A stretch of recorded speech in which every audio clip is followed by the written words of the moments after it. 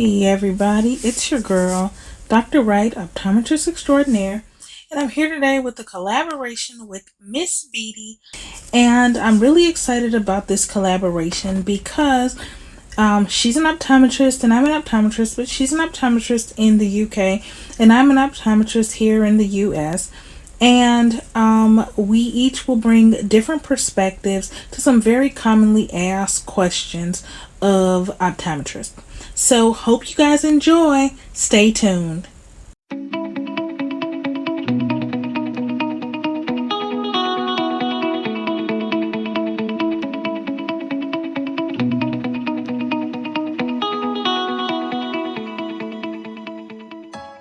I have been an optometrist for almost 13 years. In May, it will be 13 years since I graduated from optometry school.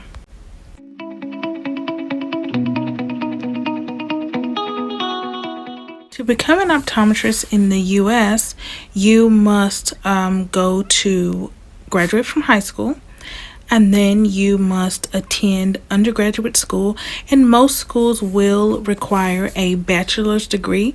Most people entering optometry school will have a bachelor's degree in a science field. However, there are students that enter optometry school with degrees other than science majors.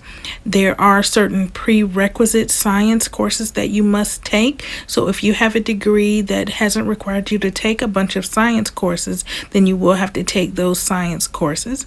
There are a few optometry schools that will allow you to enter after completing your junior year of undergraduate school. However, the requirements differ and you still will have to take several prerequisites.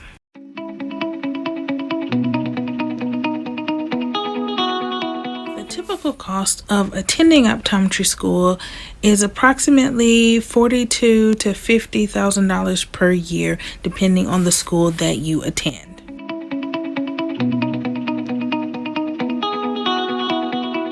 The scope of practice for an optometrist in the U.S. varies a little bit by state. Each state has different laws that dictate what an optometrist is able to do. However, during optometry school, optometrists are trained to do primary care eye exams, manage and diagnose ocular disease, treat emergencies, co-manage surgical cases, and in some states, optometrists are able to do some surgical procedures.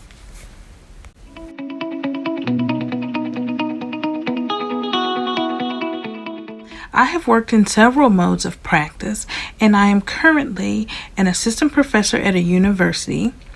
And in my day-to-day works and responsibilities as an assistant professor and clinical assistant professor, it's very important that I am not only doing my job well as far as seeing patients, but also teaching the students. So most of my job requires me to write lectures for the students for particular courses that I'm course director for, and then also teach the students in the clinic, guide them through their exams from beginning to end, make sure that they are being challenged to think through their exams, and make sure that they are learning how to come up with differential diagnoses, how to build rapport with patients, and how to manage their exams from beginning to end in a timely and professional manner. A typical workday for me can vary depending on if I am teaching a course during the quarter or whether I am just an instructor in a lab, and then how many clinic sessions I would be in depending on my teaching schedule. So typically I get to work around anywhere between 8 and 8:30 in the morning, and it takes me approximately an hour to get to work from my home, and then I usually go into my office, figure out what I need to do for the day. If I'm in the clinic, I will go to the clinic first, and then I will see patients, and then I will usually head back to my office to either work on lectures or to grade assignments or come up with test questions or something like that, just depending on what my obligations are during the day. So it can vary, but typically a couple of days a week in my current position, I will be in the clinic seeing patients and supervising students. And then there will be a few days where I will be working in labs where I will be teaching students hands-on skills.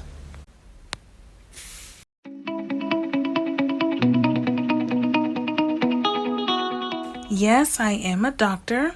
I have a doctorate of optometry degree, and my professional title is doctor. The letters behind my name are OD, which stands for Doctor of Optometry.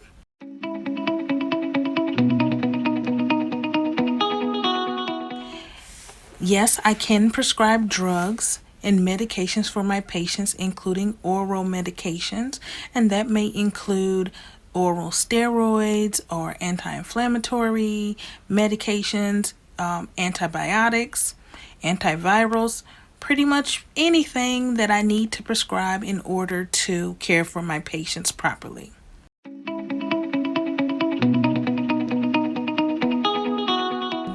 When it comes to surgical procedures, that's a little bit tricky. I am certified to do ocular injections. I have been trained and certified in certain laser procedures, removal of lids, lumps and bumps, chalazion, that kind of thing. However, since optometry is regulated legislatively, each state has different scopes of practice in what you're allowed to do in each state. I have 4 state licenses, which means I have a license to practice in 4 different states, and each state has a different scope of practice.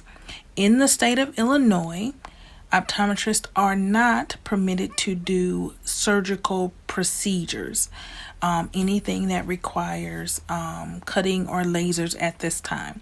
However, there is some thought that that may change in the future. So we will see.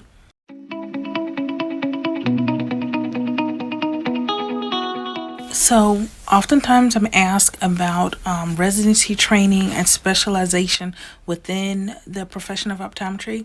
And yes, you can specialize and do a residency in many different specialties within optometry.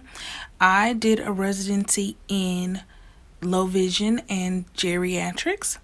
And that means that I will be seeing patients mostly with age-related eye disease and age-related changes, and patients that are severely visually impaired.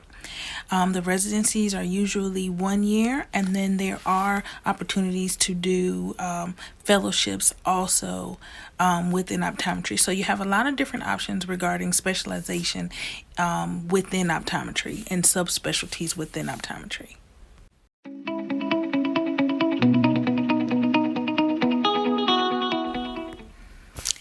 What do I like about optometry? There are so many things that I really love about the field of optometry, and so many things that I have grown to love about being an optometrist. However, if I was going to pick one thing, what I really love about optometry is that optometry is collaborative. Meaning that we work with a bunch of different professionals from different disciplines, and I really enjoy that because I think that it really allows us to give our patients full, robust health care. We're able to address a lot of their needs, and we're able to learn and glean a lot of information from our colleagues in other professions. So I really do enjoy that. In other professions. So I really do enjoy that.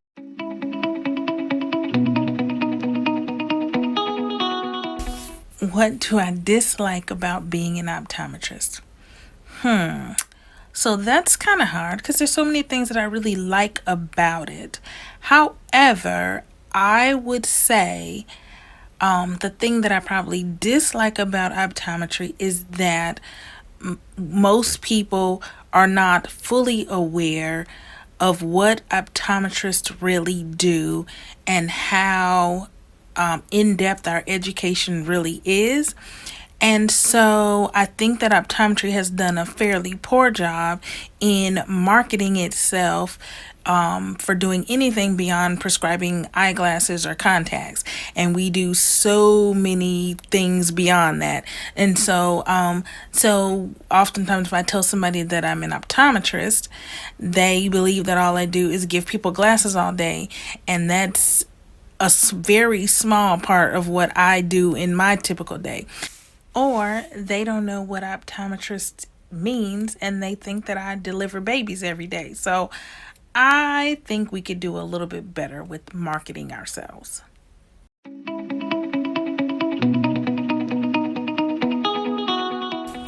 Would I choose it all over again? I absolutely would choose being an optometrist all over again. If I had to start all over again today and choose a profession, I believe I would choose optometry. I have so far really enjoyed all of the different ways that I have been able to practice optometry in my career, and I'm looking forward to continuing to grow and learn many things in optometry and hopefully teach my students lots of great things. And so yeah, I would choose it all over again. Absolutely. I hope that you guys really enjoyed this collaboration between Miss Beedie and myself. It's really been great. Please make sure that you leave some questions here at my channel, Dr. Wright is Right. I will gladly answer any questions that you might have regarding optometry or anything else. So please leave some questions and subscribe.